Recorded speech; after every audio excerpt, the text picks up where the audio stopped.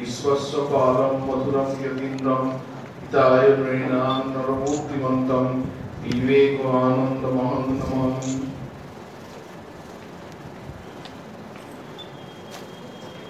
अद्वैत आश्रमेर परिचालक श्रीमद स्वामी विभात्मानंद जी महाराज के আমি আমার প্রণাম এবং নমস্কার জানাচ্ছি।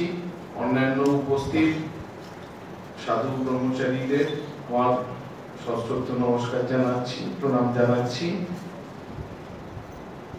বিভিন্ন স্কুল থেকে যে শিক্ষক এবং শিক্ষয়িত্রী মণ্ডলী এসেছেন, অতিথিরা এসেছেন, তাদের নমস্কার জানাচ্ছি এবং সর্বোপরি যাদের জন্য আজকের এই যুব সম্মেলন, সেই স্কুল এবং কলেজের ছাত্রছাত্রীরা যারা উপস্থিত আছো, তোমাদের অভিনন্দন এবং শুভেচ্ছা জানাচ্ছি।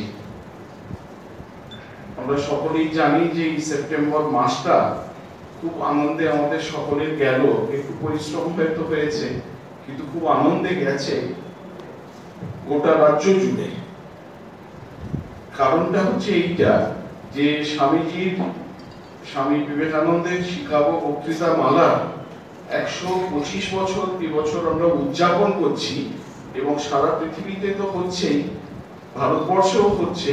আমাদের রাজ্যে বিশেষ করে এত সাড়ম্বরে পালন করা হয়েছে সমস্ত স্তরে, বিদ্যালয়, মহাবিদ্যালয় এবং বিশ্ববিদ্যালয়ের প্রত্যেকটি স্তরে যথাযোগ্য মর্যাদার সঙ্গে পালিত হয়েছে। ছাত্রীরা এখানে অংশগ্রহণ করেছে, বিভিন্ন রকমের কম্পিটিশন হয়েছে, বক্তৃতা প্রতিযোগিতা হয়েছে, ড্রয়িং কম্পিটিশন হয়েছে, কুইজ কম্পিটিশন হয়েছে, তারপর এসে কম্পিটিশন হয়েছে। এবং এর মধ্য দিয়ে আমরা বিশ্বাস করি যে আমাদের এই প্রজন্মের ছাত্রছাত্রীরা তারা স্বামী বিবেকানন্দের ভাবের সঙ্গে অনেকাংশে পরিচিত হতে পেরেছে, এতে তাদের কল্যাণ হবে। এই কারণে আমাদের এই আনন্দ। আমরা যখন বলি স্বামী বিবেকানন্দের শিকাগো বক্তৃতা মালা 125 বছর আগে এই ঘটনাটা ঘটেছিল, আমরা বক্তৃতা মালা কেন বলি তার কারণ হচ্ছে একটা বক্তৃতা তো তেমনি অনেকগুলো বক্তৃতা দিয়েছিলেন তিনি। শিকাগোয় যে ধর্ম মহাসভা হয়েছিল সেখানে অন্ততপক্ষে 6টা এবং বিজ্ঞান শাখায় অন্ততপক্ষে 4টে, কেউ বলেন 4টে, কেউ বলেন 5টা, যাই হোক না কেন একাধিক বক্তৃতা দিয়েছিলেন। এই জন্য আমরা বক্তৃতা মালা বলি। 11ই সেপ্টেম্বর শুরু হয়েছিল এবং 27শে সেপ্টেম্বর পর্যন্ত চলেছিল এটা।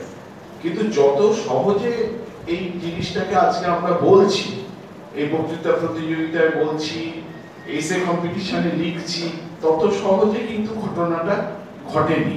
এর অনেক দিন ধরে এর প্রস্তুতি পর্ব চলেছিল। আমরা সকলেই জানি যে 1886-তে শ্রীরামকৃষ্ণদেবের শরীর ত্যাগের পর স্বামীজি পরিব্রাজক হয়ে ঘুরছেন। তখন তিনি খবর পান যে শিকাগোতে একটা ধর্ম মহাসম্মেলনের আয়োজন চলছে। কেন ধর্ম মহাসম্মেলন? তার কারণটা হচ্ছে এইটা যে সেই বছর কলম্বাসে আমেরিকা আবিষ্কারের 400 বছর পূর্তি হচ্ছিল। তার এই 1893-এর 3-4 বছর আগে থেকে আমেরিকার বিদ্বজ্জনেদের একটা অংশ তারা নিজেদের মধ্যে আলাপ আলোচনা করছিলেন যে কলম্বাসের আমেরিকা আবিষ্কারের এই 400 বছর পূর্তিকে স্মরণীয় করে রাখবার জন্য একটা এক্সিবিশনের তারা আয়োজন করবেন। সেই এক্সিবিশনে কি থাকবে না, এই বিগত 400 বছরে মানুষ জড় জগতে যত রকমের আবিষ্কার করেছে, বিজ্ঞানের ক্ষেত্রে, প্রযুক্তির ক্ষেত্রে, সমস্ত আবিষ্কারগুলোকে সাজিয়ে রাখা হবে। আমরা যেমন স্কুলে এক্সিবিশন করি না, এটা খানিকটা সেই রকম। তারপর তারা ভাবলেন এ তো জড় জগতের ক্ষেত্রে মানুষ যে আবিষ্কার করেছে সেগুলোকে সাজিয়ে রাখা হচ্ছে, কিন্তু মনোজগতের ক্ষেত্রে, আন্তর্জগতে মানুষের আবিষ্কার, এটা তো এখানে সাজানো হচ্ছে না, এটা তো মানুষের কাছে তুলে ধরা হচ্ছে না। সেটা কি করে হবে? তখন তারা কেউ কেউ বললেন যে 20টা বিষয়ে অন্তত আলোচনা চক্রের ব্যবস্থা করা হোক, যার মধ্যে ধর্ম মত সমূহ নিয়ে আলোচনা অন্যতম একটি বিষয়। কিন্তু শেষ পর্যন্ত আমরা দেখলাম স্বামীজির উপস্থিতির ফলে ধর্ম মহাসম্মেলন এত গুরুত্ব পেল, যার 19টা যে বিষয়ের উপর আলোচনা চক্র হয়েছিল সেটা আমরা আজকে জানিও না, আলোচনাও করি না, মনেও রাখি না। এটা কেবলমাত্র স্বামীজির উপস্থিতি ঘটনাটাকে এত গুরুত্বপূর্ণ করে তুলেছে। তা যাই হোক, ওরা যখন ধর্ম মহাসম্মেলনের কথা ভাবছিলেন যে আয়োজন করব, এটা হচ্ছে শিকাগো শহরটা মিশিগান হ্রদের ধারে, সেই সময় ওরা ঠিক করেছিলেন যে পৃথিবীর সেই কালে যত গুরুত্বপূর্ণ ধর্মমত আছে সবার প্রতিনিধিদের ডাকা হবে। ধর্ম মহাসম্মেলন যে এই প্রথম হচ্ছে তা কিন্তু নয়। বৌদ্ধ যুগে আমরা দেখি যে বৌদ্ধ সঙ্গীতের আয়োজন করা হচ্ছে, কিন্তু সেখানে কেবলমাত্র যারা বৌদ্ধ ধর্মাবলম্বী তারাই শ্রোতা এবং বক্তা হিসেবে তাদের ডাকা হচ্ছে। ইসলামে আমরা দেখি ধর্ম মহাসম্মেলনের ব্যবস্থা আছে, কিন্তু সেখানে যারা কেবলমাত্র ইসলাম ধর্মাবলম্বী, খ্রিস্টানিটিতেও আমরা দেখি, খ্রিস্ট ধর্মেও দেখি আমরা যে এই ধর্ম মহাসম্মেলন কিন্তু কেবলমাত্র যারা খ্রিস্টান ধর্মাবলম্বী তারাই অংশগ্রহণ করছেন। কিন্তু বিভিন্ন ধর্মমতের প্রতিনিধিরা একই মঞ্চের উপর উঠে বিভিন্ন নিজের নিজের ধর্মমতের বৈশিষ্ট্য নিয়ে মতামত আদান প্রদান করবেন, আলাপ আলোচনা করবেন, এই জিনিস আগে পৃথিবীতে কখনো হয়নি। সেদিক থেকেই ধর্ম মহাসম্মেলন অভিনবত্বের দাবি রাখে। তা স্বামীজির কানে যখন এই ঘটনার কথা এসে পৌঁছালো, স্বামীজি তখন পরিব্রাজক সন্ন্যাসী, কপর্দকহীন অবস্থায় তিনি ঘুরে বেড়াচ্ছেন। ঘুরতে ঘুরতে কন্যাকুমারীকে গিয়ে পৌঁছালেন। তারপর কন্যাকুমারীকে আমরা জানি ভারতের শেষ প্রান্ত, সেখান থেকে একটা শিলাখণ্ড একটু দূরে, 1 পয়সা নৌকার ভাড়া, নৌকায় করে ওই শিলাখণ্ডে গিয়ে পৌঁছাতে হয়। কিন্তু স্বামীজির কাছে সেই 1 পয়সাও ছিল না। স্বামীজি সাঁতরে সমুদ্র পার হলেন। ওখানে বঙ্গোপসাগর, ভারত মহাসাগর এবং আরব সাগর একসঙ্গে এসে মিশছে। তা স্বামীজি সাঁতার দিয়ে শিলাখণ্ডে গেলেন এবং ওই শিলাখণ্ডে বসে ধ্যান করতে লাগলেন। তার চোখের সামনে দিয়ে, তার মনোজগতে তার নতুন নতুন কথা উপলব্ধি হলো। কি উপলব্ধি করলেন? যে ভারতের অতীত কিরকম গৌরবোজ্জ্বল ছিল, বর্তমানে যে অধঃপতিত অবস্থা, এই অধঃপতনের কারণ কি, ভবিষ্যতে যে ভারতবর্ষ আসছে সেটা অতীতের ভারতবর্ষের গৌরবকে ছাড়িয়ে যাবে, ম্লান করে দেবে, এসব তিনি তার উপলব্ধির মধ্যে ধরা পড়লো। স্বামীজি আবার মূল ভূখণ্ডে ফিরে এলেন। সাঁতরে সমুদ্রে অনেক হাঙর, কুমির ইত্যাদি ইত্যাদি আছে। কিন্তু কি আশ্চর্যের ব্যাপার, এসব এখন বললেও বিশ্বাস হয় না, কিন্তু এগুলো সত্যি ঘটেছিল। তারপর স্বামীজি ভারত ভূখণ্ডে ফিরে এলেন, তার মাদ্রাজের ভক্তদের বললেন যে এরকম যেতে পারলে ভালো হয়। তারপর তিনি ঠাকুরের কাছ থেকে, শ্রীরামকৃষ্ণের কাছ থেকে অলৌকিক প্রত্যাদেশ লাভ করলেন, মায়ের চিঠি পেলেন। ওরা দুজনেই বললেন যে তুমি যাও। এতে স্বামীজি আরো কনভিন্সড হলেন। এইসব কথা আমরা জানি, আমরা এর মধ্যে ডিটেলসে যাচ্ছি না। তা টাকা পয়সা জোগাড় হলো প্রায় 4000 টাকার মতো তখনকার বিচারে, এবং এই 125 বছর আগে 4000 টাকার অনেক দাম ছিল। তার মধ্যে থেকে 1200 কি 1500 টাকা দিয়ে একটা জাহাজের সেকেন্ড ক্লাসের টিকিট কাটা হলো। তারপর বাকি টাকা পাউন্ডে কনভার্ট করে দেওয়া হলো, 170 পাউন্ডের মতো হয়েছিল। পরে ওই টিকিটটা খেতড়ির মহারাজা ফার্স্ট ক্লাসে পরিবর্তন করে দেন এবং স্বামীজিকে একটা সিল্কের গেরুয়া এবং সিল্কের পাগড়ি কিনে দিয়েছিলেন, তৈরি করিয়ে দিয়েছিলেন। কিন্তু ভারতীয়দের কারোর মাথাতেই ছিল না যে আমেরিকাতে গিয়ে স্বামীজিকে কি প্রচন্ড ঠান্ডার সম্মুখীন হতে হবে। সেখানে ওই সিল্কের পাঞ্জাবি আর সিল্কের পাগড়ি কোনো কাজেই লাগবে না। ওখানে গলা বন্ধ কোট, লং কোট যাকে বলে, পা হাঁটু পর্যন্ত, তার পায়ে শু, মাথায় হ্যাট, এইসব না থাকলে শীতের সময় বোঝা যায় না। কিন্তু স্বামীজির পরনে ওই গেরুয়া আলখাল্লা সিল্কের। যাই হোক, স্বামীজি আমেরিকাতে গিয়ে পৌঁছালেন। প্রথম দিকে তো কেউ তাকে পাতাই, পোশাক, অদ্ভুত পোশাক। এখনকার দিনে আমেরিকান মানুষ, ইউরোপের মানুষ এই গেরুয়া দেখতে অভ্যস্ত, তখনকার দিনে তারা এই গেরুয়া দেখতে অভ্যস্ত ছিল না। তারপর স্বামীজি দেখতে যতই সুপুরুষ হন না কেন, ইউরোপীয়দের রঙের পাশে তো তিনি কৃষ্ণ বর্ণ ছাড়া কিছু নন, কৃষ্ণকায় এরকম ভাবে বর্ণনা করা হচ্ছে। তা তার এই অদ্ভুত পোশাক দেখে ওখানকার মানুষ বিদ্রুপ করতে লাগলো, ইট মারতে লাগলো, এইসব নানা বলতে লাগলো। স্বামীজিকে একটি হোটেলে আশ্রয় নিলেন এবং প্রত্যেক দিন তিনি সকালবেলা বেরোতেন, এক্সিবিশন দেখে বেড়াতেন, সন্ধে বেলায় ক্লান্ত দেহে হোটেলে ফিরে আসতেন। এরকম করে 11-12 দিন চললো। প্রতিদিন 1 পাউন্ড করে খরচ হয়ে যাচ্ছে। আছে মাত্র 170 পাউন্ড, মানে 5.5 মাসের মতো পয়সা আছে সঙ্গে। তাই একদিন তিনি ওই ধর্ম মহাসভার অফিসে গিয়ে খোঁজ করলেন যে ওখানে বক্তৃতা দিতে গেলে, নাম লেখাতে গেলে কি কি করতে হবে। খুব হতাশ হলেন যে শুনলেন যে প্রথমত নাম লেখানোর যে শেষ দিন ছিল, সেই শেষ দিনটা পেরিয়ে গেছে। আর দ্বিতীয় শুনলেন যে ওখানে বক্তৃতা দিতে গেলে একটা পরিচয়পত্র সঙ্গে দরকার। পরিচয়পত্র না থাকলে তো হয় না। মনে করুন যে কোনো জায়গা থেকে তোমরা ছাত্রছাত্রীদের বলছি, তোমরা এখানে অংশগ্রহণ করতে আসবে, যে কোনো একটা নির্দিষ্ট স্কুল থেকে যে আসছো, এখানকার মহারাজরা বুঝবেন কি করে? সেই স্কুলের হেডমাস্টারকে লিখে দিতে হবে যে হচ্ছে আমার স্কুলের 8-এর ছাত্র কি 9-এর ছাত্র, এটাকে পরিচয়পত্র বলে। স্বামীজির কাছে এরকম পরিচয়পত্র ছিল না। স্বামীজি হতাশ হলেন, কিন্তু সঙ্গে সঙ্গে লিখছেন যে আমি একটা একমেয়ে দৈত্য দানায় এত সহজে হাল ছাড়ছি না, বিশেষ করে আমি ভগবানের আদেশ পেয়ে এখানে এসেছি। তারপর তার এই হলো, তিনি খবর পেলেন যে বস্টন আর একটু অনেক দূরে ওখান থেকে, বস্টনে গিয়ে যদি থাকেন তাহলে এখানকার থেকে খরচ অনেকটা কমবে, কারণ তার হাতে তো পয়সা কড়ি বিশেষ নেই। তিনি বস্টনে গেলেন, সেখানে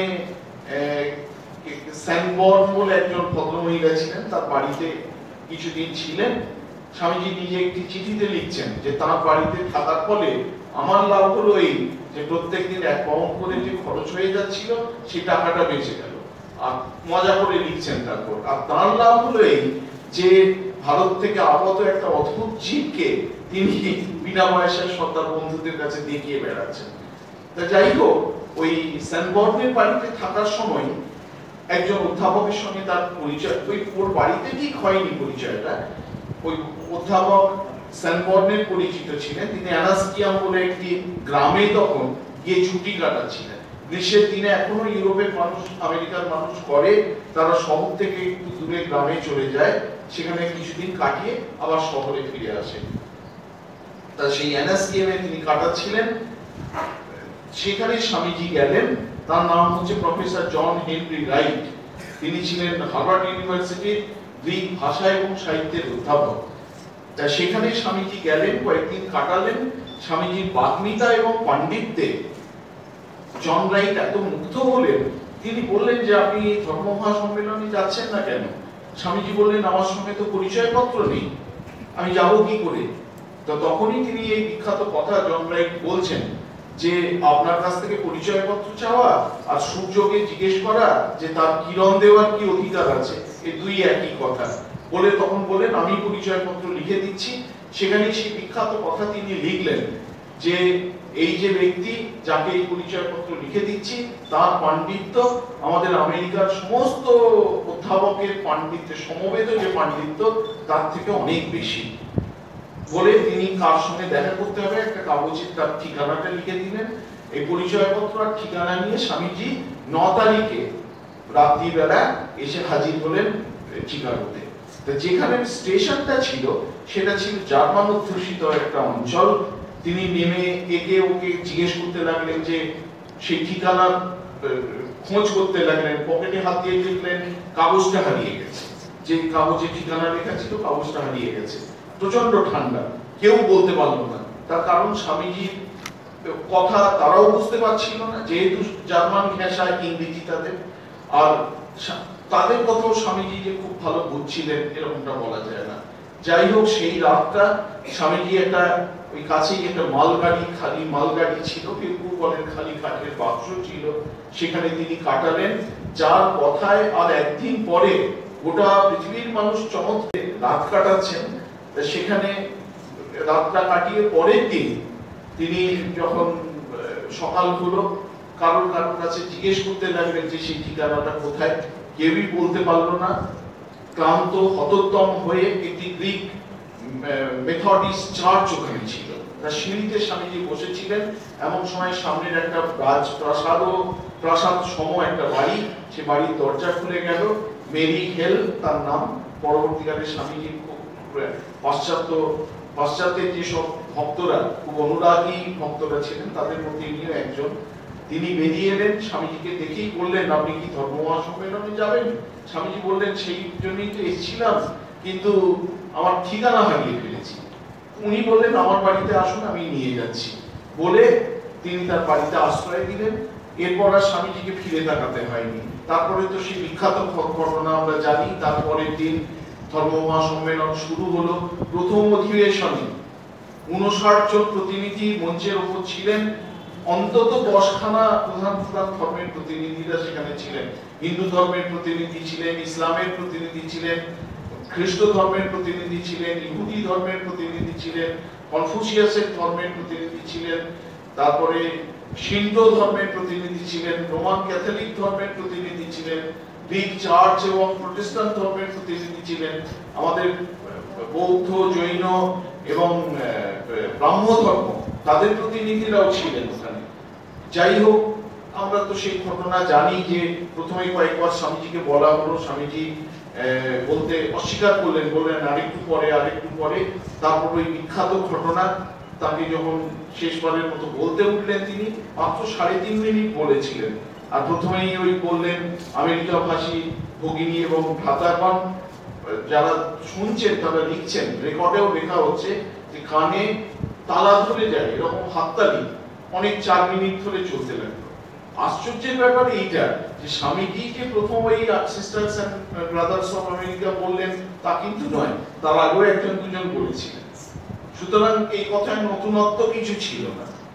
আর সেদিন শুনছিলাম যে আমাদের যখন স্বামীজির শিকাগো বক্তৃতামালা 100 বছর পূর্তি হচ্ছে, আমাদের নেতাজি ইন্ডোর স্টেডিয়ামে অনুষ্ঠান হয়েছিল।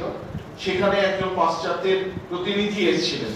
তিনি আরেকটু এগিয়ে গিয়ে সম্বোধন করেছিলেন যে sisters and brothers of the universe বলে সম্বোধন করেছিলেন। একটি হাততালিও করেনি। তা স্বামীজি এই একই কথা আগে বলা হয়েছে, সেই একই কথা বললেন। সেই কথাতেই তিনি মানুষের মন জয় করে নিলেন। এখান থেকে আমাদের শিক্ষা নেওয়ার আছে যে কথা শুধু ঠোঁটস্থ হলে হয় না, কথা অন্তস্থ হতে হয়। স্বামীজি এমন একটা উপলব্ধির জগতে দাঁড়িয়ে এই কথাটা বলেছিলেন যে তিনি সেই বৃহত্তর অনুভূতির জগতে উঠে গিয়েছিলেন। এবং যারা শুনছিলেন, কতজন শুনছিলেন?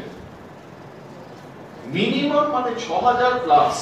পূর্ণাত্মানন্দজি সেদিন বলছেন যে এখন আর্ট ইনস্টিটিউটে এখনো ব্রোশিয়ার বের করে, একটাই মাত্র ব্রোশিয়ার বের করে, এবং সেই ব্রোশিয়ারটা হচ্ছে Swami Vivekananda and the Art Institute বলে। এবং ওই ব্রোশিয়ারে লেখা আছে যে কলম্বাস হলের ক্যাপাসিটি হচ্ছে 6000 প্লাস। গম্ভীর মহারাজ লিখছেন 7000 শ্রোতা ছিলেন। তো 7000 এর কাছাকাছি তো হবেই। খালি গলায় বলছেন 7000 শ্রোতা। ওই sisters and brothers of America শুনে হাততালি দিতে শুরু করলেন। 4 মিনিট ধরে হাততালি চললো এবং তিনি জয় করে ফেললেন, সবার হৃদয়ে জয় করে ফেললেন। তারপরে আর কোথায় আজকের দিনে কলম্বিয়ান এক্সপোজিশনের কথা কে জানে? কেউ জানে না।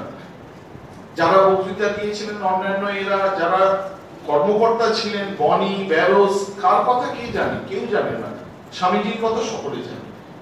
এই জন্যই আজকে আমরা তাকে স্মরণ করছি। আমাদের যারা ছাত্রছাত্রী তাদের কাছে আমাদের এইটুকু বিনম্র নিবেদন, আমাদের বিভাত্মানন্দজি মহারাজ ইতিমধ্যেই বলে গেছে যে এটা কিন্তু খুব একটা কম কথা নয়। এই বক্তৃতা মালা থেকে আমাদের সমগ্র ঘটনা থেকে অনেক কিছু শেখার আছে।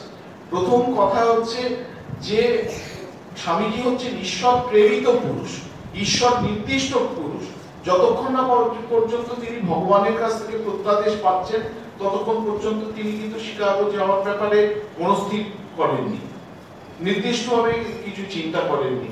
আমাদেরও কিন্তু আমরা মানে যে ধর্মাবলম্বী হই না কেন, হিন্দু হই, বৌদ্ধ হই, মুসলিম হই, খ্রিস্টান হই, জৈন হই, যে যাই হই না কেন, আমাদের কিন্তু নিজের নিজের ধর্ম, নিজের নিজের ধর্ম মত, তাতে কিন্তু বিশ্বাস রাখতে হবে, সর্বোপরি ভগবানে বিশ্বাস রাখতে হবে। দ্বিতীয় কথা হচ্ছে এই শিক্ষা যে শ্রেয়াংশী বহুবিজ্ঞানী, বড় কিছু করতে গেলে অনেক বাধা বিপত্তি সামনে আসবে, কিন্তু সেই বাধা বিপত্তির ফলে ভেঙে পড়ার কোনো কারণ নেই। এই বাধা বিপত্তিকে ভগবানের কৃপায় কি করে আমরা অতিক্রম করে যেতে পারি, সেইটা নিয়ে আমাদের কিন্তু চেষ্টা করতে হবে। স্বামীজির এই শিকাগো বক্তৃতামালা থেকে আমাদের এই দ্বিতীয় শিক্ষা।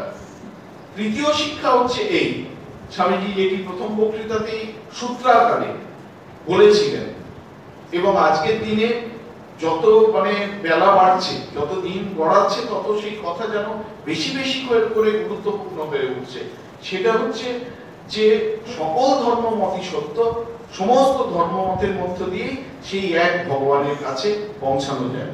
স্বামীজি শিবমহিম্ন স্তোত্র থেকে কোট করছেন যে রুচি নাম বৈচিত্রা ঋজু কুটিল নানা পথজুষাম নৃণাম একো গম্য স্তমসি পয়সাম অর্ণবৈব, যে বিভিন্ন পাহাড় থেকে বরফ গলা জল নামতে নামতে নদী হয়ে বিভিন্ন পথে প্রবাহিত হতে হতে যেমন সেই এক সমুদ্রে এসে মিলিত হয়, সেরকম বিভিন্ন ধর্মাবলম্বী মানুষ তার নিজের নিজের ধর্মমত ধর্মপথ অনুসরণ করতে করতে সেই একই ভগবানে এসে পৌঁছান, একই তত্ত্বে এসে পৌঁছান, যে অস্তিত্বকে আমরা কেউ ভগবান বলে ডাকি, কেউ গড বলে ডাকি, কেউ আল্লাহ বলে ডাকি, কেউ জিহোবা বলে ডাকি, কিন্তু যেখানে গিয়ে আমরা সকলের পৌঁছাই সেটি কিন্তু বস্তুত এক।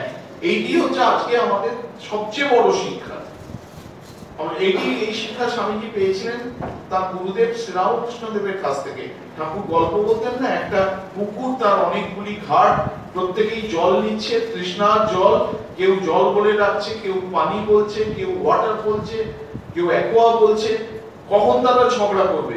যখন তারা মনে করবে আমি যা চাইছি আর ও যা চাইছে এটা বোধহয় আলাদা।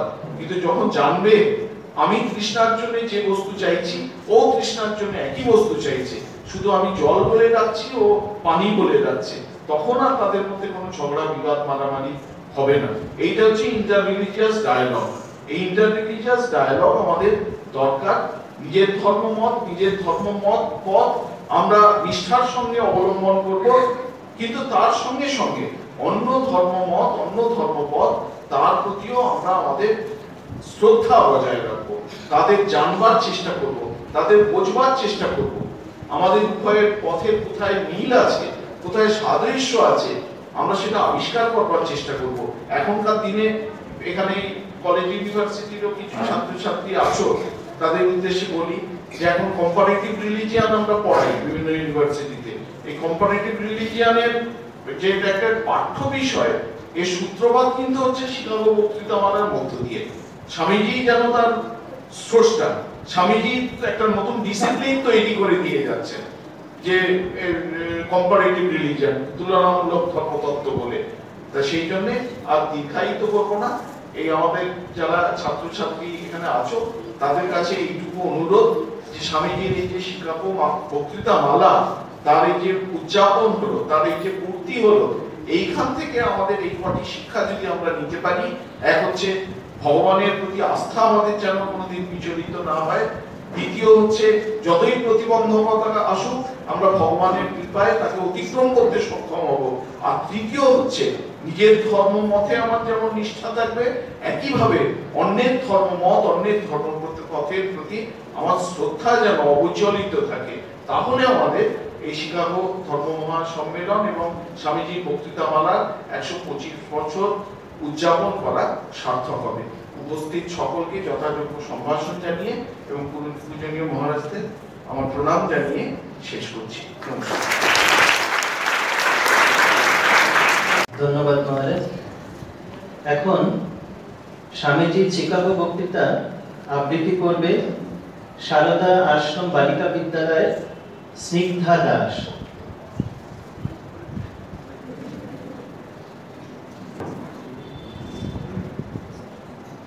বুদ্ধিসম্পন্ন মানব সভ্যতাকে আমার নমস্কার। 11 সেপ্টেম্বর 1893 সালের স্বামীজির শিকাগো বক্তৃতা। হে আমেরিকাবাসী ভগিনী ও ভ্রাতৃবৃন্দ, আজ আপনারা আমাদেরকে যে আন্তরিক ও সাদর অভ্যর্থনা করেছেন তার উত্তরে কিছু বলতে উঠে আমার হৃদয় এক অনির্বচনীয় আনন্দে পূর্ণ হয়ে উঠেছে। পৃথিবীর মধ্যে সবচেয়ে প্রাচীন সন্ন্যাসী সমাজের পক্ষ থেকে আমি আপনাদের ধন্যবাদ জানাচ্ছি। সর্বধর্মের যিনি জননী, তার নামে আমি আপনাদেরকে ধন্যবাদ জানাচ্ছি। আর ধন্যবাদ জানাচ্ছি পৃথিবীর সকল জাতি ও সম্প্রদায়ের অন্তর্গত কোটি কোটি হিন্দু নরনারীর প্রতিনিধি হয়ে। এই সভামঞ্চে উপস্থিত সেই কয়েকজন বক্তাকেও আমি ধন্যবাদ জানাই যারা প্রাচ্য দেশের প্রতিনিধিদের সম্বন্ধে এমন মন্তব্য প্রকাশ করলেন যে বহু দূর দেশের জাতিগুলোর মধ্য থেকে যারা এখানে এসেছেন তারাও বিভিন্ন দেশের ধর্মগুলির পরধর্ম সহিষ্ণুতার ভাব প্রচারের জন্য গৌরব দাবি করতে পারে। যে ধর্ম জগৎকে চিরকাল পরমত সহিষ্ণুতা এবং সব রকম মত স্বীকার করা শিক্ষা দিয়ে আসছে, আমি সেই ধর্মভুক্ত বলে গৌরব বোধ করি। আমরা শুধু সকল ধর্মকে সহ্য করি না, বরং সব ধর্মকে সত্য বলে বিশ্বাস করি। যে জাতি পৃথিবীর সব ধর্মের সব জাতির নিপীড়িত আশ্রয় প্রার্থী মানুষকে চিরকাল আশ্রয় দান করে আসছে, আমি সেই জাতির অন্তর্ভুক্ত বলে গর্ব অনুভব করি। আমি আপনাদেরকে কথা বলতে গর্ববোধ করছি যে আমরাই ইহুদি জাতির খাঁটি বংশধরদের অবশিষ্ট অংশকে সাদরে হৃদয়ে ধারণ করে রেখেছি। যে বছর রোমানদের ভয়ঙ্কর অত্যাচারে তাদের পবিত্র মন্দির বিধ্বস্ত হয়, সেই বছরে তারা আমাদের মধ্যে দক্ষিণ ভারতে আশ্রয় লাভের জন্য এসেছিল। জরাথ্রুষ্টের অনুগামী যারা সেই মহান পারসিক জাতির অবশিষ্ট অংশকেও যে ধর্মের মানুষ নিজেদের মধ্যে আশ্রয় দান করেছিল এবং তাদেরকে আজ পর্যন্ত প্রতিপালন করে আসছে, আমি তাদেরই অন্তর্ভুক্ত একজন। কোটি কোটি নরনারী যে স্তোত্র প্রতিদিন পাঠ করেন, যে স্তবটা আমি ছেলেবেলা থেকে আবৃত্তি করে আসছি, তার কয়েকটা পংক্তি উদ্ধৃত করছি। রুচিনাং বৈচিত্রাৎ ঋজু কুটিল নানা পথযুষাং নৃণাং একঃ গম্যো ত্বমসি পয়োষাং অর্ণব ইব। বিভিন্ন নদীর উৎস বিভিন্ন জায়গায়, কিন্তু তারা যেমন এক সমুদ্রে তাদের জলরাশি মিলিয়ে দেয়, তেমনি হে ভগবান, মানুষ নিজের নিজের রুচির বৈচিত্র্যের কারণে সোজা বাঁকা নানা পথ ধরে চলে, শেষে তোমাতেই মিলিত হয়। পৃথিবীতে আজ পর্যন্ত যতগুলো সম্মেলন অনুষ্ঠিত হয়েছে তার মধ্যে অন্যতম শ্রেষ্ঠ মহাসম্মেলন এই ধর্ম মহাসভা, যা গীতা প্রচারিত সেই অপূর্ব মতেরই সত্যতা প্রমাণিত করছে। সেই বাণী ঘোষণা করছে, ইয়ে যথা মাং প্রপদ্যন্তে তাং তথৈব ভজামি অহম মম বর্তমানুবর্তন্তে মনুষ্যা পার্থ সর্বশঃ। যে যে ভাব আশ্রয় করেই আসুক না কেন, আমি তাকে সেইভাবেই অনুগ্রহ করে থাকি। হে অর্জুন, মানুষ সব রকম ভাবে আমার পথেরই অনুসরণ করে থাকে। সাম্প্রদায়িকতা, গোঁড়ামি এবং তার ভয়াবহ ফলস্বরূপ ধর্ম উন্মত্ততা এই সুন্দর পৃথিবীকে বহুকাল ধরে অধিকার করে রেখেছে। তারাই এই পৃথিবীকে হতাশ দুরাশায় নিমগ্ন করেছে সমস্ত জাতিকে, তারাই এই পৃথিবীকে হিংসায় পূর্ণ করেছে, বারবার মানুষের রক্তে প্লাবিত করেছে এবং সভ্যতাকে ধ্বংস করেছে। এই ভয়ঙ্কর পিশাচগুলো যদি না থাকতো, তবে আজকের মানব সমাজ এখনকার থেকেও অনেক বেশি উন্নত হতো। তবে এখন এদের অন্তিম কাল উপস্থিত, এবং আমি আন্তরিকভাবে আশা করছি যে এই ধর্ম মহাসমিতির সম্মানে আজ সকালে যে ঘণ্টাধ্বনি নিনাদিত হলো, তা যেন সব রকমের ধর্ম উন্মত্ততা, তরবারি অথবা লেখনীর দ্বারা ঘটিত সমস্ত রকমের নিপীড়নের সমাপ্তি ঘোষণা করে, এবং একই লক্ষ্যের দিকে এগিয়ে চলেছে যে সব মানুষ তাদের নিজেদের মধ্যে অসৎ ভাবের সম্পূর্ণ অবসান করবে।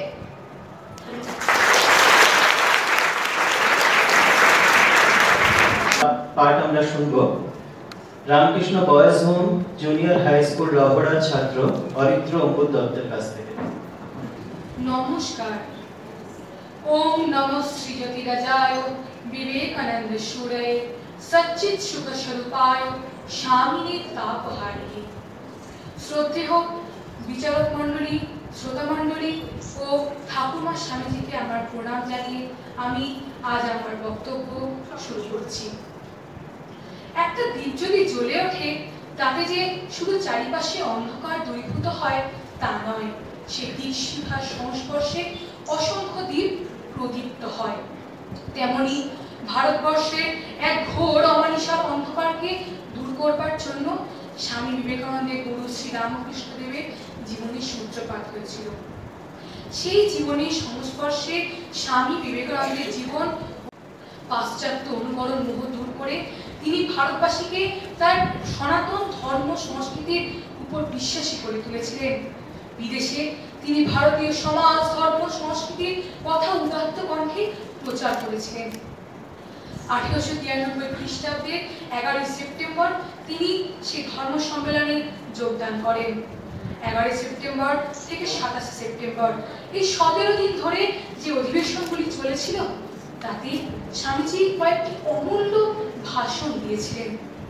সেখানে 15 সেপ্টেম্বর শুক্রবার অপরাহ্নে পঞ্চম দিবসীয় অধিবেশনে স্বামীজি ভ্রাতৃভাব বিষয়ে একটি বক্তৃতা লিখেছিলেন ও একটি ক্ষুদ্র কিন্তু মর্মস্পর্শী গল্প বলেছিলেন। তখন অর্থাৎ সেই সময় মানুষেরা নিজেদের মধ্যে মতভেদে এবং ভেদাভেদে খুবই রত ছিল। এমনকি সেই সকল ধর্মের প্রচারকগণ যারা সেখানে ছিলেন, নিজ নিজ ধর্মের শ্রেষ্ঠত্ব প্রতিপাদন করবার জন্য তারা বাক বিতণ্ডায় নিরত হয়েছিলেন। তখন স্বামীজির পূর্বোক্ত বক্তা বলেছিলেন, চলুন আমরা পরস্পরের নিন্দাবাদ হইতে বিরত হই। তখন স্বামীজি বক্তৃতার সময় তার কথায় সায় দিয়েছিলেন ও জানিয়েছিলেন, মানুষের মধ্যে এমন মতভেদ দেখে তার পূর্বোক্ত বক্তা অন্তরে খুবই দুঃখ পেয়েছেন। কিন্তু মানুষের এমন মতভেদের কারণ কি, এই বিষয়ে তিনি একটি ক্ষুদ্র গল্প বলেছিলেন। একটা কূপে একটা ক্ষুদ্র ব্যাঙ বাস করত। সেখানেই তার জন্ম, সেখানেই তার বেড়ে ওঠা, কিন্তু কূপের তুলনায় সে খুবই ক্ষুদ্রই ছিল। আমরা গল্পের প্রয়োজনে তাকে চক্ষুষ্মান হিসাবে ধরে নিচ্ছি, কারণ বর্তমান ক্রমবিকাশবাদীদের কেউ তো তখন ছিলেন না, তাই বলা যায় না যে সে অন্ধকূপে থেকে সেই ব্যাঙটি অন্ধ হয়ে পড়েছিল কিনা। কিন্তু সে প্রতিদিন উৎসাহ সহকারে সেই কূপের কীট পতঙ্গ সব খেয়ে পরিষ্কার করত। এমন উৎসাহ বর্তমান কীটাণুতত্ত্ববিদদেরও খুবই আশ্চর্যের বিষয়। কিন্তু এইভাবে জীবনযাপন করবার ফলে সে খুবই মোটা ও মসৃণ হয়ে গেছিল। একদিন সমুদ্র তীরবাসী একটি ব্যাঙ হঠাৎ করে সে কূপে পতিত হলো। তখন সে ব্যাঙটিকে দেখে সেই কূপের ব্যাঙটি জিজ্ঞাসা করলো, ও হে, তুমি কোথা হইতে আসিয়াছ? তখন সে ব্যাঙটি জানালো, আমি সাগর থেকে এসেছি। তখন সে প্রমণ্ড ব্যাঙটা জানালো সাগর সে কত বড়, দিয়ে সে একটা লাফ দিল, ছোট্ট লাফ দিয়ে সে জানালো এত বড়। তখন সে সাগরবাসী ব্যাঙটি জানালো যে সাগরের সঙ্গে কূপের তুলনা যে অসম্ভব। তখন সে গোবন্দুক ব্যাংকটি আরেকটা লাফ দিল, দিয়ে বলল, তোমার সাগর এত বড়? তখন সেই সাগরবাসী ব্যাংকটি বলল, সাগরের সঙ্গে কূপের তুলনা করে তুমি যে মূর্খের মতো বোকামি করছো রে। তখন সে গোবন্দুক ব্যাংকটি ভাবলো, আমার কূপের ন্যায় বড় কিচ্ছু হতে পারে না, অতএব ও মিথ্যেবাদী, ওকে তাড়িয়ে দেওয়া হোক। এই বলে সে ওই সাগরবাসী অপর ব্যাংকটিকে তাড়িয়ে দিল। এরপর স্বামীজি জানিয়েছিলেন, এইরূপ সংকীর্ণ ভাবে আমাদের মধ্যে এত মতবিরোধ ও এত ভেদাভেদের কারণ। তিনি নিজে হিন্দু হয়ে জানিয়েছিলেন যে হিন্দুরাও একটি কূপের মধ্যে বাস করছে ও তাকেই তারা জগৎ বলে ভাবছে, মুসলমানরা একটি কূপে বাস করছে ও তাকেই তারা জগৎ বলে ভাবছে, খ্রিস্টানগণও একই সঙ্গে একটি কূপে বাস করছেন এবং তারা তাকেই জগৎ বলে ভাবছেন। তখন স্বামীজি জানিয়েছিলেন যে আমেরিকাবাসীরা এই ক্ষুদ্র ক্ষুদ্র জগতের বেড়াজালগুলি ছিন্ন করবার জন্য তাদের একটা ধন্যবাদ প্রাপ্য, এবং সেই সঙ্গে তিনি কামনা করেছিলেন পরম মহান মহিমময় ঈশ্বর যেন তাদের এই মনস্কাম পূর্ণ করতে সহায়তা করেন। সেই সময় স্বামীজির এই ভারতীয় সমাজ, ধর্ম, সংস্কৃতির এই পাশ্চাত্য প্রচারের ফলে ভারতবাসীর উপর এক শ্রদ্ধা ফিরে এসেছিল। সেই সময় অনুন্নত ভারতবাসীদের এই উন্নত পাশ্চাত্যবাসীরা খুব ভালো চোখে দেখতো না এবং তাদের সমাজ সংস্কৃতি সম্পর্কে বেশি কিছু জানতো না। কিন্তু স্বামীজির এই সকল বক্তব্যের ফলে তখন ভারতের উপর এই জগতের শ্রদ্ধা ফিরে এসেছিল এবং আমার মনে হয় এই ভাতৃভাব বিষয়ক বক্তৃতাটি ছিল সর্বশ্রেষ্ঠ। পরিশেষে আমি স্বামীজির এই বিশ্বজয় সম্পর্কে কিছু মহান মনীষীর কিছু মহান কথা তুলে ধরতে চাই। প্রথমত, নজরুল তাকে লিখেছিলেন, জয় বিবেকানন্দ সন্ন্যাসীবীর চির গৈরিকধারী তরুণ যোগী শ্রীরামকৃষ্ণ ব্রত সহায়কারী। এবং প্রধানত এই বিশ্বজয়ের পরিপ্রেক্ষিতে জীবনানন্দ দাশ লিখেছিলেন, জয় তরুণের জয়, জয় পুরোহিত আহিকাগ্নিক, জয় জয় চিন্ময়। স্পর্শে তোমার নিশা টুটেছিল, উষা উঠেছিল জেগে, পূর্ব তরুণী বাংলা আকাশে অরুণ রঙির মেঘে, আলোকে তোমার ভারত ইশয়া জগৎ গেছিল রেঙে। আসিলে সভ্য সাচি, কোদণ্ডে তব নব উল্লাসে নাচিয়া উঠিল প্রাচী। টঙ্কারে তব দিকে দিকে শুধু রুনিয়া উঠিল জয়, ডঙ্কা তোমার উঠিল বাজিয়া মাভৈ মন্ত্রময়। শঙ্কা হরণ ওহে সৈনিক, নাহি গো তোমার ক্ষয়, জয় তরুণের জয়। আত্মাহুতির রক্ত কখনো আধারে হয় না লয়, তাপসের হার বজ্রের মতো বেজে ওঠে বারবার। নাহি মরণে বিনাশ, শ্মশানে নাহি তার সংহার, দিকে দিকে তার বীণা বাজে, বাজে কালে কালে ঝঙ্কার। নমস্কার। আমাদের পরবর্তী অনুষ্ঠান পুরস্কার বিতরণী। আমাদের মঞ্চের সজ্জার জন্য আপনাদের কাছে একটু সময় চেয়ে নিয়েছি। ওম নমঃ শ্রী যতিরাজায় বিবেকানন্দ সূরয়ে সচ্চিৎ সুখ স্বরূপায় স্বামিনে তাপহারি।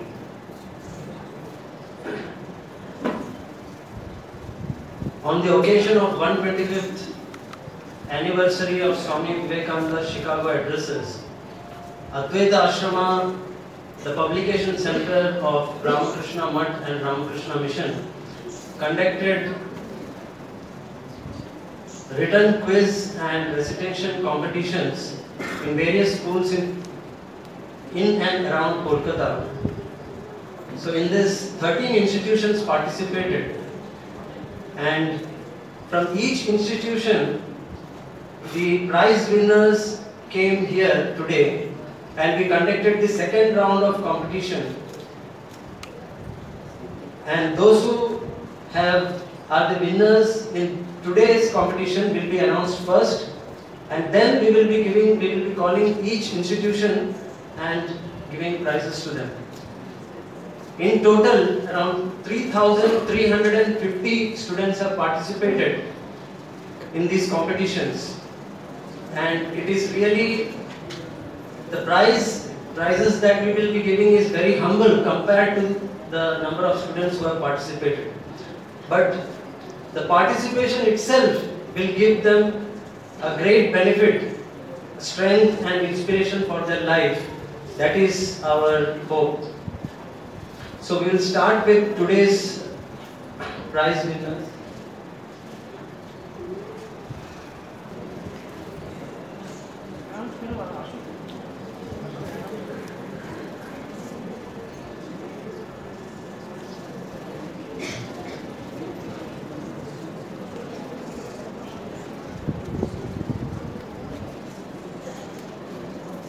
First, we will be announcing the quiz competition for Group A. Group A means this, classes 7 and 8. The first prize we call the Certificate of Excellence. It goes to Sarbajit Ghosh of Durgamai Academy.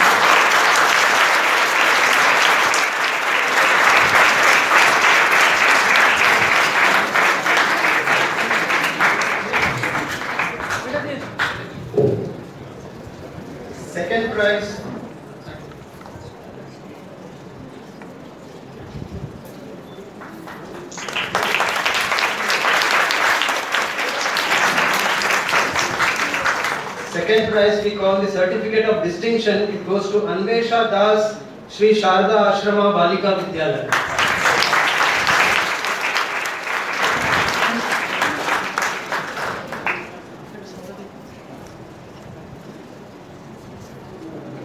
Third prize we call Certificate of Merit. It goes to Shayantani Pramanik, Ramakrishna Sharda Mission, Sister Nivedita Girls School.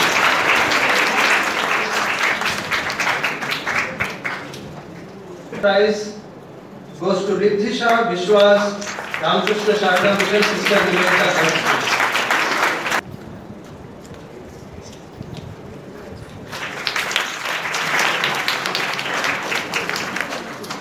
Now this competition Group B, that is 9th and 10th.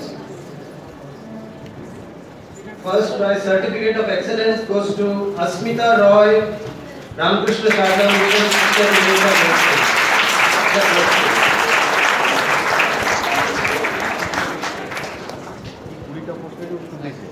বিশেষ মহারাজ 20 নম্বরের উত্তর দিয়েছি একটাও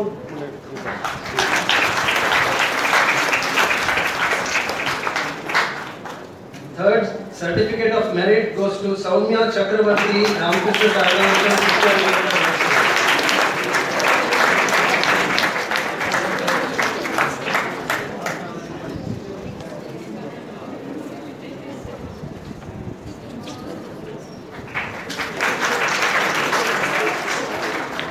Consolation prize goes to Devopam Ghosh, St. Lawrence High School.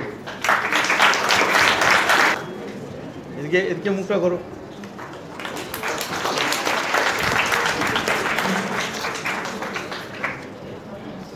Now recitation. First prize Certificate of Excellence goes to Aritra Ambud Datta, Ramakrishna Mission, Boys Home, Junior High School. Ohara.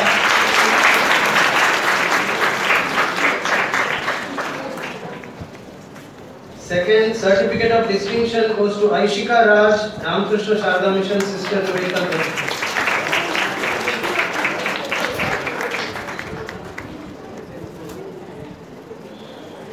Third Certificate of Merit goes to Tiyasha Das, Sri Sharda Ashrama Balika Vidyalaya.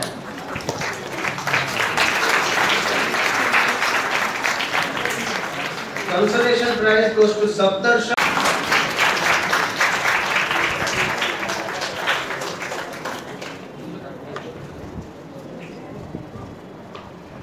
Now Group B recitation competition for class 9th and 10th. Goes to Snigdha Das, Sri Sharda Ashrama Balika Vidyalaya.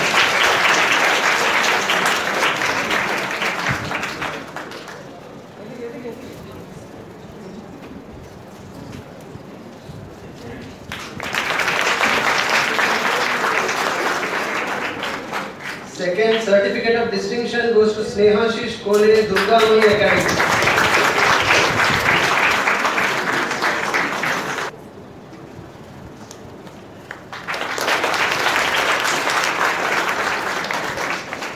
Third Certificate of Merit goes to Ayushman Chatterjee, Delhi Public School.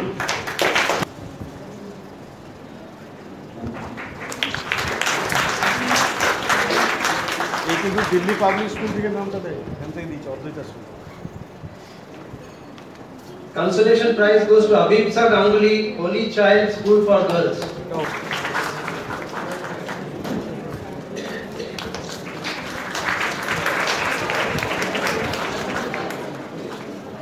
This is the prizes for the first round, which was conducted in the school itself.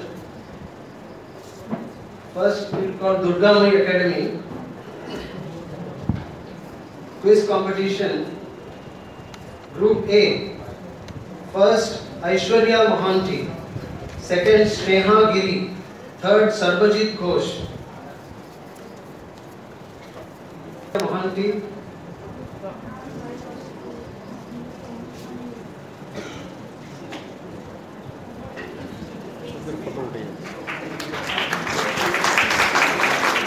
Second, Sneha Giri.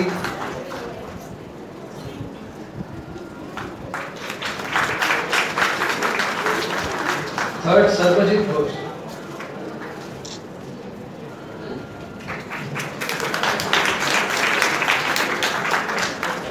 Group B, first prize, Arunasha Vishwas.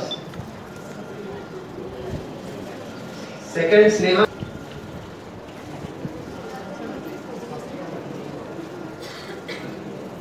Third, Shivam Roy.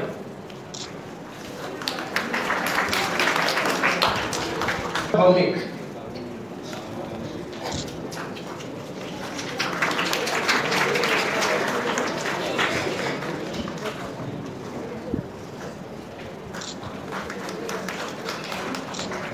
Group B recitation. First, Animesh Karkakar.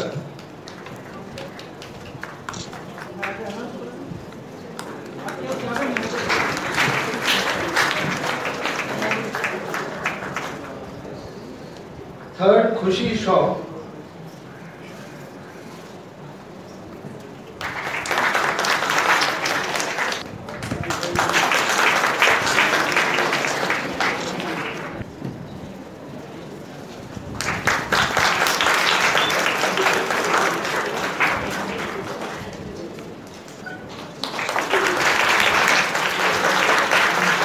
Boys Home High School.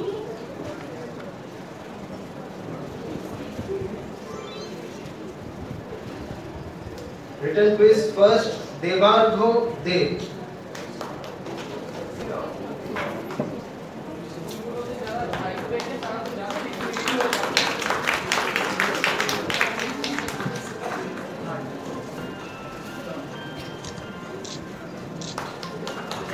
Group B, first, Venkatesh Khan. Second, Ananda Vishwas.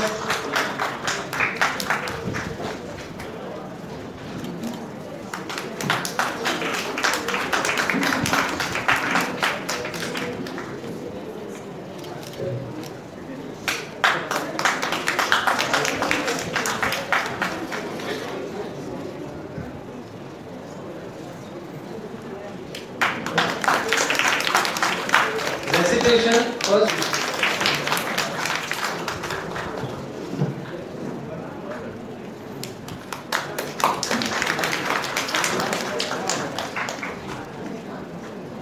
Recitation Group B, Aditya Ghosh, first prize.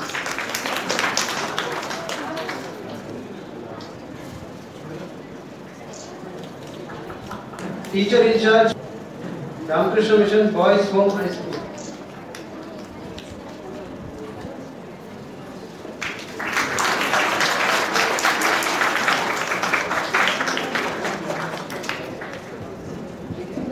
Also the prize for the school.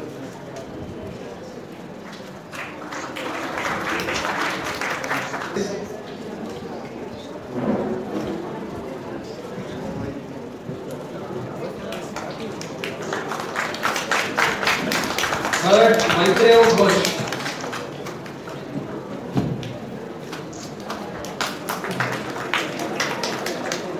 Recitation. First, Arka Ghosh.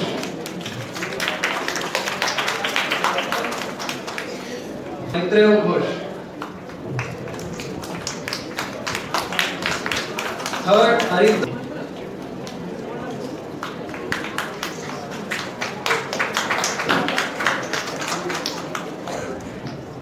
Teacher in charge, Shri Sushant Pal.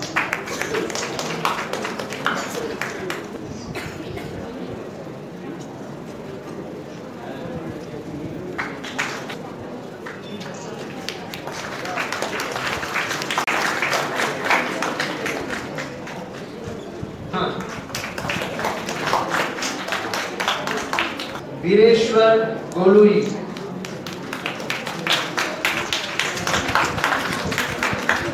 Dhara.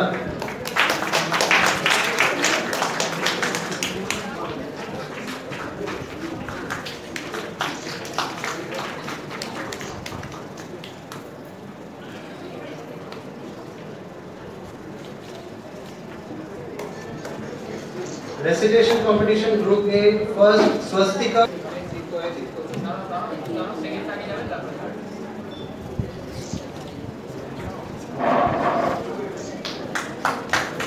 Recitation group B, Chorit. Third,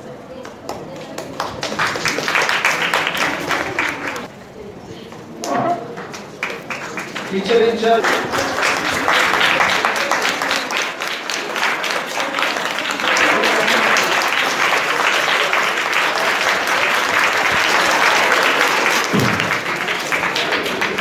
Shri Shri Ramakrishna Seva Brata Sangha. Quiz Group A, first Lahana Sharma.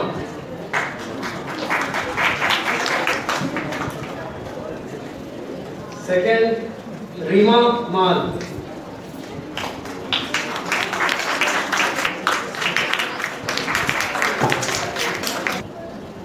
Group B, first Saurabh Das.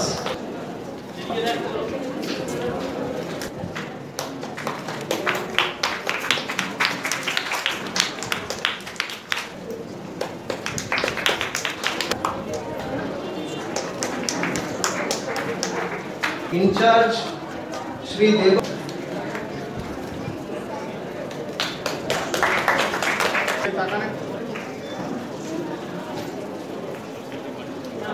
Sushmita Gayan.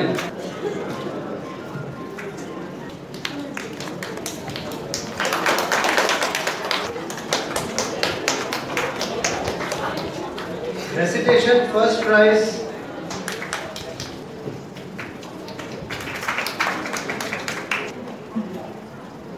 Second Deep Sasman.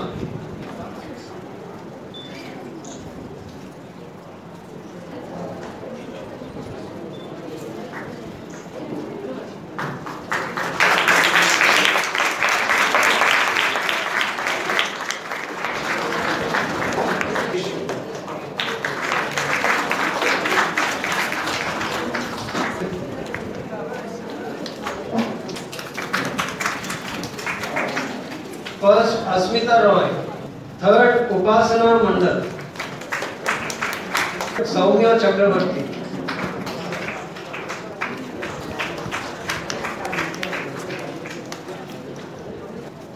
Recitation Group A, first prize Aishika Raj. Third Shayantani Pramanik.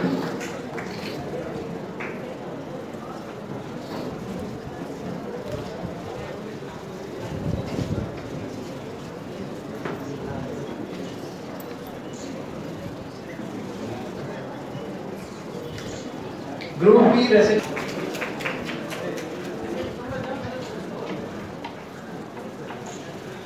উপস্থিত আছে ছাত্রছাত্রীরা, তাদেরও আমরা পুরস্কার বিতরণ করছি। তারা যদি চলে যান তাহলে সেটা তাদের পক্ষে খুবই কষ্টকর হবে। এজন্য আমার একান্ত অনুরোধ, আপনারা দয়া করে একটু কিছুক্ষণ ধৈর্য ধরে বসুন। আমরা প্রায় অনুষ্ঠানের শেষ পর্বের দিকে চলে এসেছি। Third Madhulika Ghosh. Das.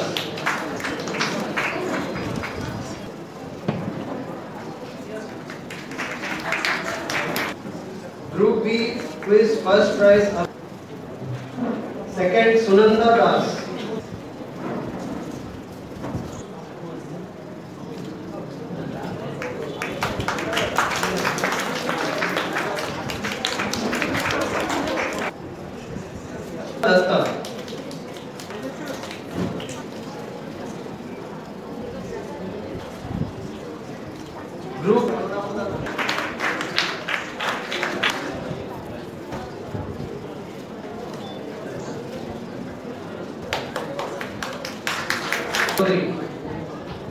Maiti, Chandan Karmakar and Pratyush, teacher in charge Shri Divya Josh.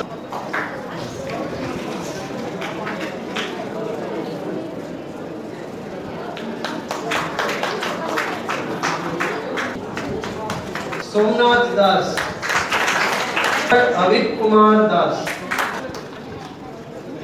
quiz second Gairi Das Gupta, third Devapung Anushka Shah, second Mishti, third second Ayushman Chatterjee, Pong Ghosh. Consolation prize Rishabh Das. ধন্যবাদ মহারাজ। আমরা আমাদের অনুষ্ঠানে প্রায় শেষ পর্বে চলে এসেছি। এখন ধন্যবাদ জ্ঞাপন করবেন অদ্বৈত আশ্রমের স্বামী ইষ্ট ধ্যানানন্দজি মহারাজ।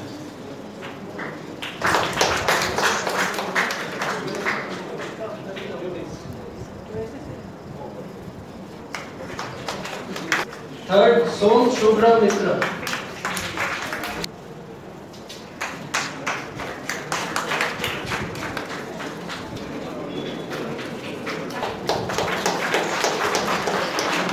राजाय विवेकानंद सूरय सच्चित सुख स्वरूपाय स्वामी तापहारी मंचे उपस्थित पूजनीय महाराज श्री चरणे আমার ভক্তিপূর্ণ প্রণাম। উপস্থিত সমস্ত সন্ন্যাসী ব্রহ্মচারী মহারাজদের আমার ভক্তিপূর্ণ প্রণাম ও নমস্কার। এই বিশেষ অনুষ্ঠানে উপস্থিত সকল শিক্ষক শিক্ষিকা অভিভাবক অভিভাবিকা ছাত্রছাত্রী ও ভক্তমণ্ডলীকে নমস্কার ও ভালোবাসা। স্বামী বিবেকানন্দের শিকাগো ধর্ম মহাসম্মেলনে 125 বছর পূর্তি উপলক্ষে রামকৃষ্ণ মঠের অন্যতম শাখা কেন্দ্র অদ্বৈত আশ্রম আয়োজিত যুব সম্মেলনে যে সমস্ত ছাত্রছাত্রী অংশগ্রহণ করে এই অনুষ্ঠানটিকে সফল করেছে তাদেরকে অদ্বৈত আশ্রমের পক্ষ থেকে আমার অশেষ ধন্যবাদ। তারা যথেষ্ট পরিশ্রম করেছে সন্দেহ নেই, শুধু যে প্রাইজ পাওয়ার জন্য পরিশ্রম করেছে তা নয়, স্বামীজিকে তারা যথেষ্ট ভালোবাসে। স্বামীজির আশীর্বাদ তাদের উপর বর্ষিত হোক এই আমার প্রার্থনা। ধন্যবাদ জানাই সেই সমস্ত স্কুলের কর্তৃপক্ষকে ও শিক্ষক শিক্ষিকাদের যেখান থেকে এইসব ছাত্রছাত্রীরা অংশগ্রহণ করেছে তাদের যথেষ্ট সহযোগিতা ও অনুপ্রেরণার জন্য। বিশেষ ধন্যবাদ জানাই আজকের সভার প্রধান অতিথি শ্রীমৎ স্বামী দত্তসারানন্দজি মহারাজ, প্রিন্সিপাল রামকৃষ্ণ শিক্ষা মন্দির, বেলুড় মঠ। মহারাজের কর্মব্যস্ত থাকা সত্ত্বেও আজকের এই অনুষ্ঠানে উপস্থিত থেকে অনুষ্ঠানের গুরুত্ব বাড়িয়ে দিয়েছেন। মহারাজকে অদ্বৈত আশ্রমের পক্ষ থেকে আমাদের আন্তরিক ধন্যবাদ ও প্রণাম। ধন্যবাদ জানাই অদ্বৈত আশ্রমের কর্তৃপক্ষকে আজকের এই বিশেষ অনুষ্ঠান আয়োজনের জন্য। ধন্যবাদ জানাই অনুষ্ঠানের বিচারকদের, তাদের উপস্থিতি আমাদেরকে বিশেষভাবে সাহায্য করেছে। ধন্যবাদ জানাই অদ্বৈত আশ্রম স্টাডি সার্কেলের সকল ছাত্র ও ভলান্টিয়ারদের, সকাল থেকে তারা বিভিন্নভাবে আমাদেরকে সাহায্য করেছে। অদ্বৈত আশ্রম স্টাডি সার্কেলের সদস্যবৃন্দরা,